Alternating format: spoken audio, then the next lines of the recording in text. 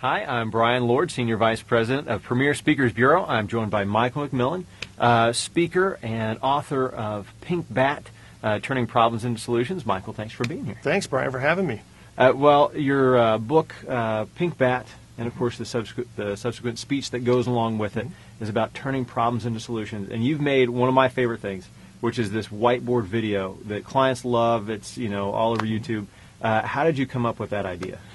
Well, I came up with the idea to try to, how can you tell a very large story that has like a pretty philosophical content in a short period of time? And so I just started playing around doodling, and I thought, okay, I'll go to the whiteboard and I'll do it and take however long it takes and then just condense it down. And so I practiced drawing it a few times, because obviously I had to have a plan. So I had a basic plan, and then I went into the studio and start to finish, we just did it in one take. Mm-hmm. Now, when you do this for events, now you actually show this video at events. Correct. How do you set that up? How to use it? Yeah, it's kind of fun because I start talking about the book, and I say, hey, rather than tell you about the book, let me show you. And what makes it great during a keynote speech is that you see the person live, standing in front of you, sharing their ideas, and then all of a sudden they're up on a screen, drawing on a whiteboard, and so it creates like a nice amount of different diverse kinds of things happening within the course of one speech. So that's how I share it, and then come back and give some examples in the book of actual real pink bat stories in business, how someone has perceived a problem and then labeled a problem, and someone comes along and sees it totally different, and it's really a solution, just mislabeled. And what we'll do here is we're going to let you have a chance to watch this video, and then we'll come back and share a couple more questions, how he actually made it, which is a pretty interesting story, and a few other things. Pink Bat is inspired by a childhood experience I had involving a plastic baseball bat. Rather than tell you the story and how this bat changed reality, let me share a little bit of the thinking that went into this book. In short, Pink Bat is about turning problems into solutions. While it's an entertaining story, its message has actually been called inspiring and powerful, even life-changing by educators, business leaders, and others who have read it. Now, turning problems into solutions may seem illogical at first, but once you read Pink Bat, you're going to start seeing things a little bit differently. In fact, you'll quickly discover many of the things that people call problems aren't problems at all. Most are opportunities, and some are actually unseen solutions just waiting for you to connect the dots. Does this all seem impossible? Well, Pink Bat reminds us that finding solutions is actually in our DNA. It's how we've survived and developed all these years. You know what many people today consider impossible? It really isn't that way at all. You could say Pink Bat thinking makes the impossible possible. You've all heard the story, I'm sure, about how Isaac Newton was beaten in the head with an apple, right? Who knows if it really happened or not, but we've heard the story. No doubt most people would have viewed this incident as a problem. But Newton didn't see it that way. He applied Pink Bat thinking. If the force of gravity affects falling fruit, perhaps it also affects the orbits and the planets too. He turned a problem into a solution called the universal law of gravitation. Back in 1928, most scientists would have considered it a problem to return from a vacation and find a petri dish contaminated with mold. Alexander Fleming didn't. He didn't view it as a problem at all. In fact, he applied Pink Bat thinking, and it led to the discovery of penicillin. Are you starting to see how this whole thing works now? So why do some people see solutions that other people miss? Well, while we all share the same world, we certainly don't share the same reality. You see, our five senses collect far more input than we could ever process. And to prevent sensory overload, our brain filter edits it. It's this process that establishes our perception of reality. In other words, our reality is a filtered version of reality itself. Our brain filters through volumes of random data, moment by moment, selecting and rejecting evidence to support our beliefs. Subconsciously, we select the pieces that fit our brain's perceived puzzle and reject those that don't. Wow, that's a double whammy. When we label something as a problem, it becomes one. Many unseen solutions are simply mislabeled problems. Before we can see something as a solution, We need to stop seeing it as a problem.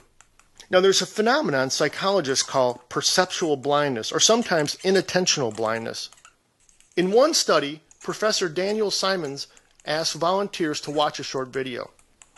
In this video, there's two groups of people. One's wearing black shirts and the other's wearing white. Well, they're passing a basketball around. The subjects were told to count the number of passes made by the team wearing white. At some point, a person wearing a gorilla suit appears during the video. Now imagine this. Here all of a sudden this guy in a gorilla outfit appears for several seconds. When the video ends, researchers asked, hey, did anyone see anything unusual? The results were absolutely amazing. Half the volunteers reported seeing nothing unusual. Now how can this even be? How could 50% of the people miss a gorilla in the room? Mostly because they weren't looking for it. They were totally focused on something else. Simply put, when we focus on one thing, we miss another. Politicians and magicians have known about this phenomenon for years. It also explains why outsiders often see solutions that experienced insiders miss. They don't share the same bias. Children are notorious for pointing out what we adults have stopped seeing long ago, or maybe we overlooked from the very start. Initially, these shapes may appear meaningless, but that's because most people focus on the black shapes and ignore the white spaces in between. When you actually focus on the white shapes, the black shapes become less important and suddenly solutions appear.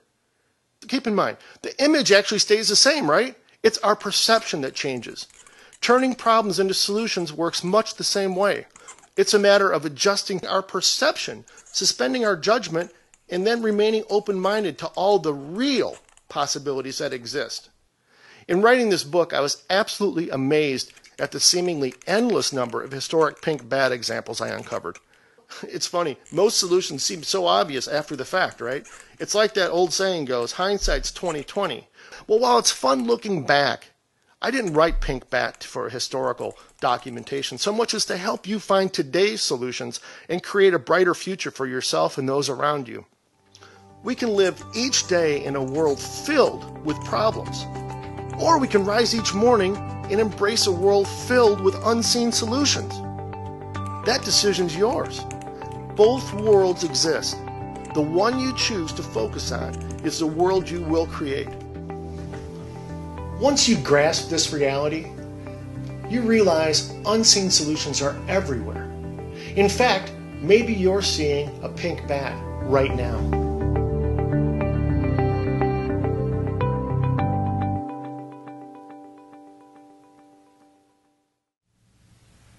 So Michael, when you made that video, yes, your friend used some of his own turning problems into solutions to get it done, knowing that you're somebody who likes to get everything exactly right. That's correct. What did your friend who was helping you put this together do? What did he do? All right. So, as I said earlier, I developed a basic plan for what this drawing was going to look like when it was finished.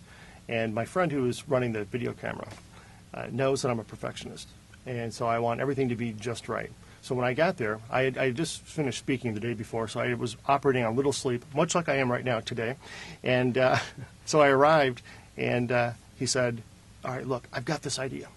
Instead of like really going through and making this great, I mean, let's think Bob Dylan. Let's think some of your rock, some of the people that you really like in the music world. We go in the studio, and what happens, happens. That's our reality. What happens, happens. So he kind of got me on the whole Dylan thing. So I just kept, I was moving my way through the drawing, and I'd do something, and I'd turn around, and he goes, oh, no, it's looking great. Keep going. So we did that whole video in one take, start to finish. And there are still, I must admit, when I look at that, I kind of cringe a little bit. Oh, I wish I would have done that part over. But the point is, we finished it all in one shot, and it's really pretty remarkable that he convinced me to do that. Now, after an event, when the attendees come up and when they mention the video, what do they mention the most?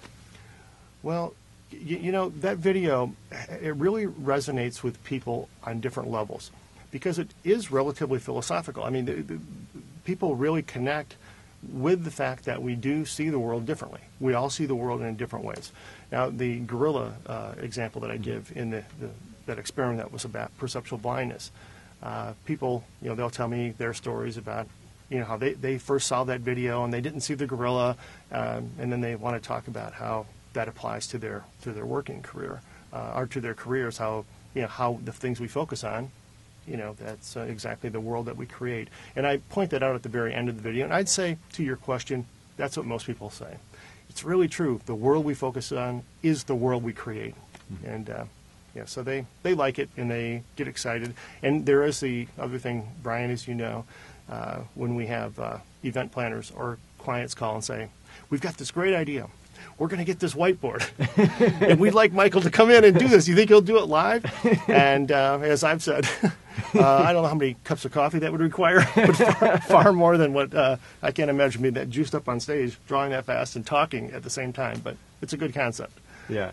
Well, it is, and I get so many great comments from the clients that bring you in, that whether it's financial industry or automotive industry or just a wide array of clients. They just love the presentation. They love sort of this special moment that's unique when you show this video. They love the customization that comes from it that you put into it. Obviously, you're somebody, you keep talking about this, but you're somebody who likes to get it right. Yeah, I do. And a lot of that involves homework about the client and talking to the event planner and everything else. That's correct. So, yeah. But Michael, thanks again for coming in and for sharing about your video, and Thank look you, forward Brian. to helping bring you to our clients. Great. Wonderful.